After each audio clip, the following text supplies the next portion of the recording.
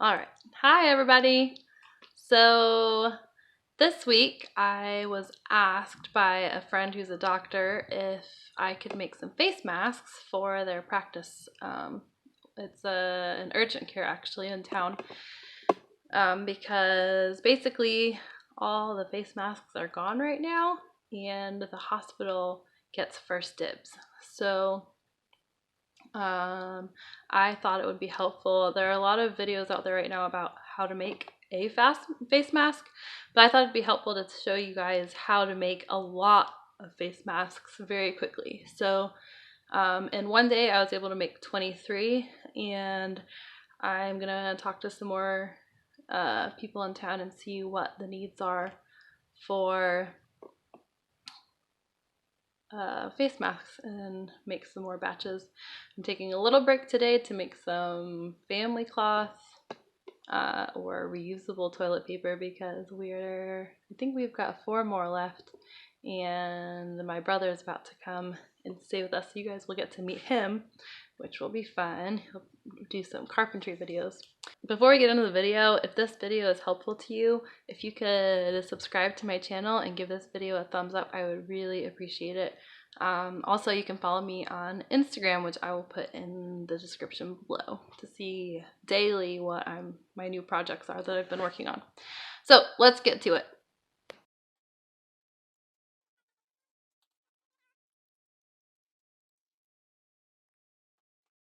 The very first thing you're going to want to do is wash your hands before you start and throughout the process again and again. Next, get any of your fabric that you're planning on using and wash and dry it. Start that while you do the next step so that it'll be ready for you. I used this pattern that my friend sent me who wanted me to do this project. So I'll link the blog post down below. What you'll need to get started is have it printed on cardstock, and then have some extra cardstock laying around. There is no seam allowance with this pattern, so you need to trace around whichever size you're doing. I used 1/4 of an inch because I was using a serger. If you're using a regular machine, you might want to go with 1/2 an inch or 3/4 of an inch. I ended up only using medium on this project because I figured that would be the most common size used.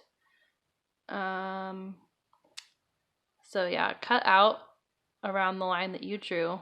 Then to make this go faster, you're going to make a template, something you can trace around easily. So cut it out, glue it to the next piece of cardstock, cut out that, glue it again to another piece of cardstock. So you're building up 3 layers of paper so that it's pretty thick and easy to run a pen around.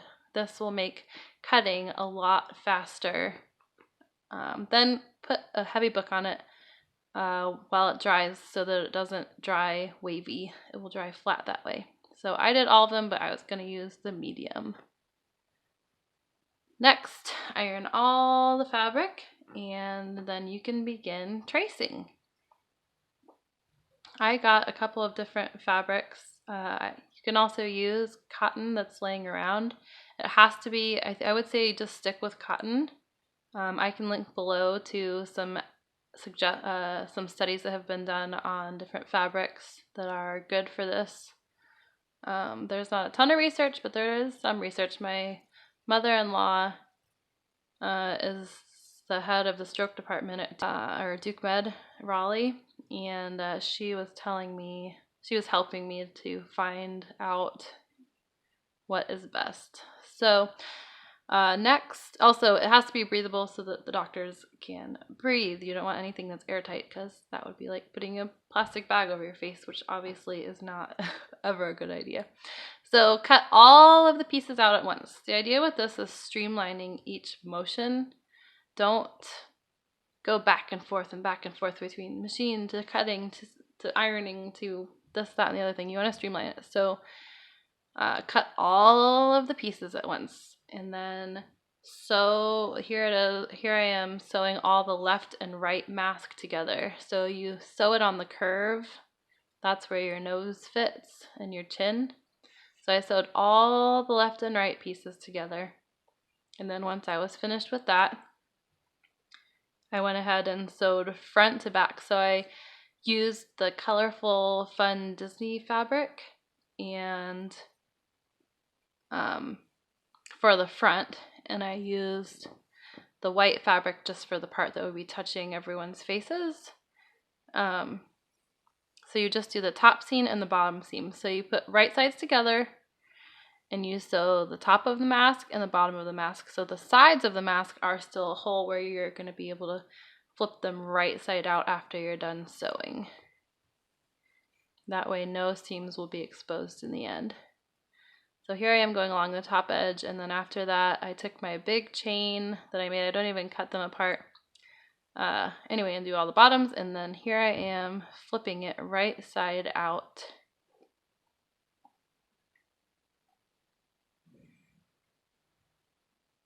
I was in a huge hurry doing this, so I didn't run an iron over it, but if you put an iron over it, it would make it that much more crisp.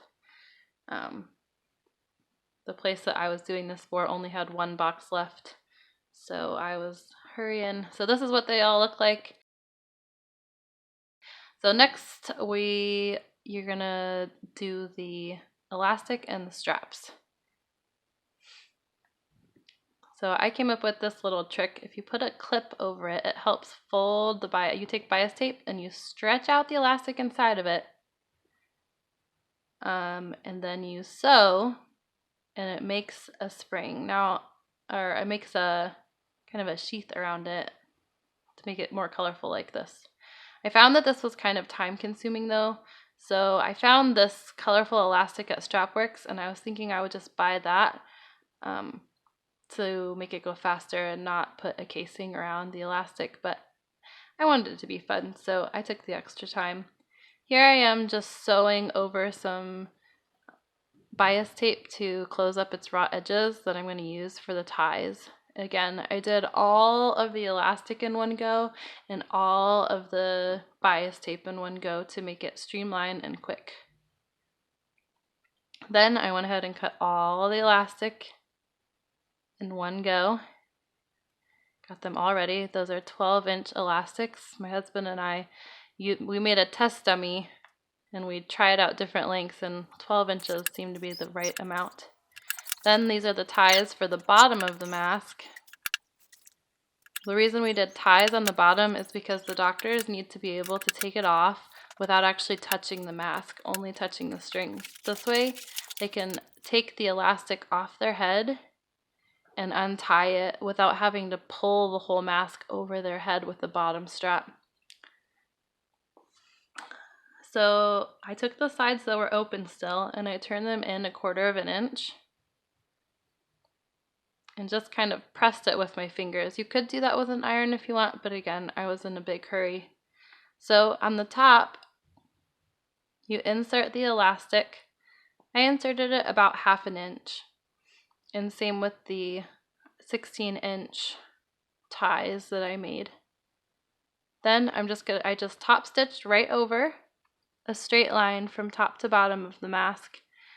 When I was going over the elastic, I back stitched. I came down, back over the elastic, and down again to give it extra strength.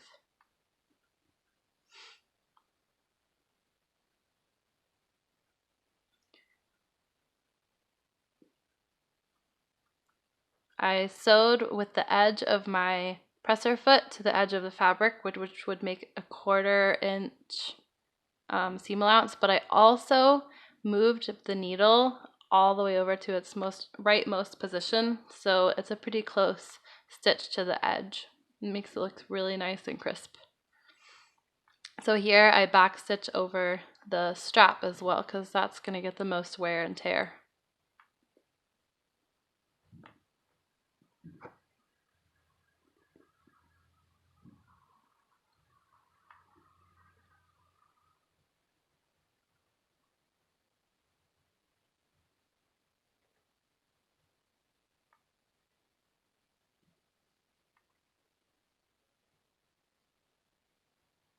And the last step to finishing your mask, without twisting the elastic, you bring the other side of the elastic and insert it into your folded inward edge.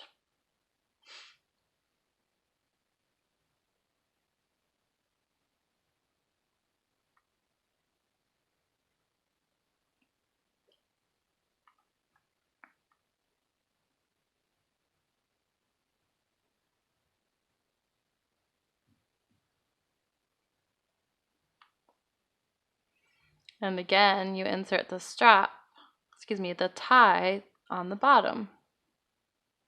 And then you simply top stitch over that edge again, or the other side.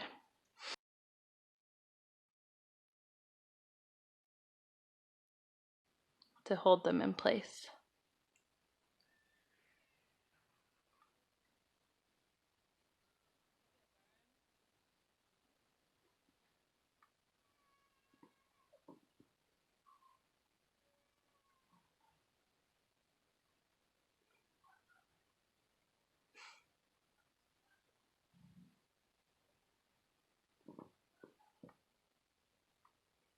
So going this streamlined process, I was able to make 23 in 24 hours. I started in the afternoon on Saturday and I finished up in the afternoon on Sunday. So I think total work time was probably about 6 hours, 3 hours on Saturday, 3 hours on Sunday. So there they are, 23 masks.